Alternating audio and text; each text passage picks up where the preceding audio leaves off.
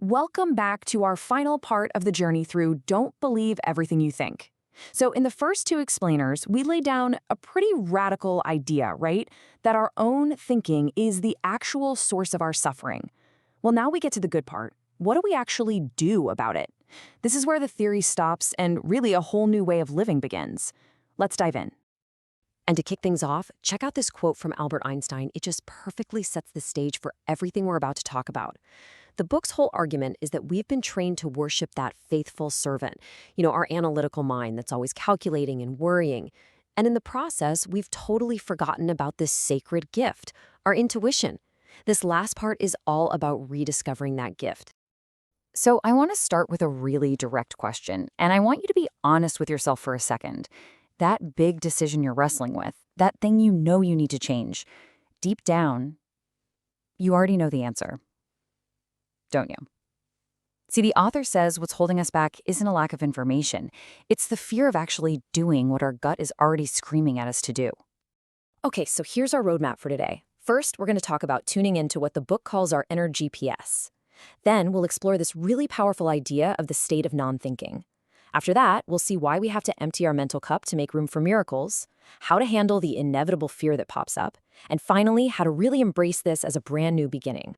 First up, Chapter 13 is all about trusting your inner GPS. The core idea here is simple. We all have this amazing built-in guidance system.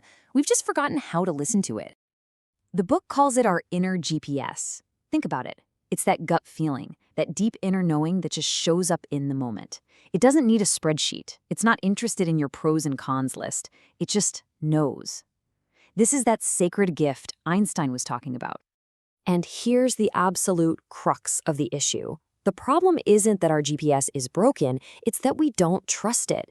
We get that intuitive hit, that gut feeling, and what's the first thing we do? We pull 10 of our friends, we ask our mom, we basically look for anyone outside of ourselves to tell us it's okay. And that conflict between what we know deep down and what everyone else thinks, that's where all the anxiety comes from. And so often it leads to regret when we realize we should have just trusted ourselves all along. So that leads us right into Chapter 14. If our intuition is the GPS, then this state of non-thinking is how we actually get a clear signal. This is all about learning how to follow that inner guidance. And another perfect quote for this time from Steve Jobs. He got it. It really does take courage to trust something you can't prove on paper, but your heart, your intuition, it's already got a direct line to who you're meant to be. This slide just lays it out so perfectly, the two different worlds we can live in. On one side, you've got thinking, and look at the words: effort, past, future, separation, negative emotions. It feels heavy, right? It's like trying to swim upstream. But then you look at the other side, non-thinking, or flow, effortless, present moment, connection, peace, joy, love. The book's big claim is that this state of flow isn't some rare special thing. It's actually our natural state that we've just thought our way out of. And when we start to live more from that state of non-thinking, this is what becomes possible. It's not just about feeling a little less stressed. The book argues that life starts to feel genuinely, magical. The things you used to chase and struggle for, the right job, the right people, they don't need to be forced anymore. They just kind of show up.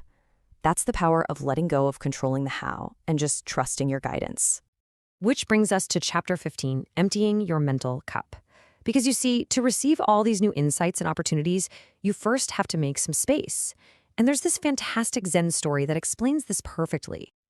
So the story goes, this scholar who was just bursting with his own opinions and thought he knew everything, went to visit a Zen master to learn about Zen, but he wouldn't shut up long enough to actually listen. So the master just calmly starts pouring the scholar a cup of tea. He fills it to the brim, and then he just keeps pouring, letting it spill all over the table. The scholar, totally confused, yells, "Stop! It's full! You can't fit any more in." And that's the punchline. The master looks at him and says, "You are like this cup, so full of your own ideas there's no room for anything new. Come back to me when your cup is empty." Our minds are just like that cup, right? Just overflowing with old, stale thoughts, leaving no room for fresh insight. So how do we actually empty our cup? Well, the book gives us this really simple 3-step practice. Next time you're feeling stressed or overwhelmed, just try this. Step 1, Awareness. Just notice that the bad feeling isn't coming from the problem, it's coming from your thinking about the problem. Step 2, surrender. Just let go. Release the need to figure it all out yourself in that moment. And step 3, feeling. As you let go, notice that little bit of peace that creeps in, and just lean into it, magnify it. That quiet space, that's where the answers are.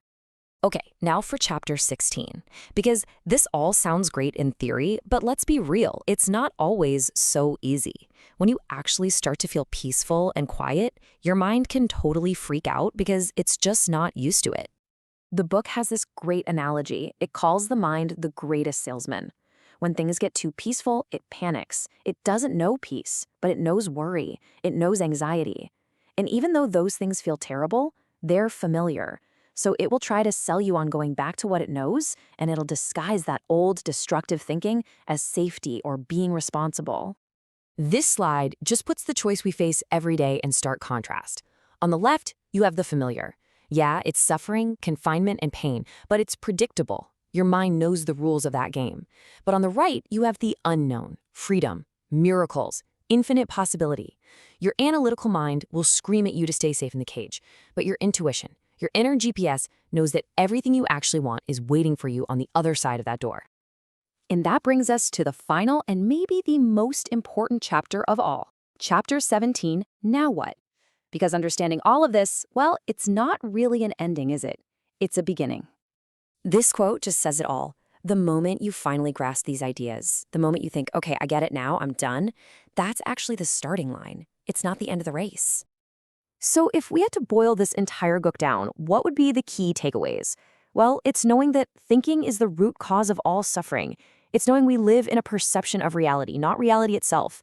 It's remembering thoughts aren't facts, and that peace, love, and joy aren't things you have to find. They're your default setting. But if there is one thing I want you to take away from all of this, it's this last one. You are not broken. You do not need to be fixed. You just need to stop believing everything you think. In the end, the entire massive promise of this book, the ultimate secret, it can all be distilled down to just one single number. 1. Because you are always only one single thought away from a completely different experience of your life. One new thought, one insight can change absolutely everything in an instant. So the question isn't whether it's possible for you. The only question left is, knowing that, what are you going to do now?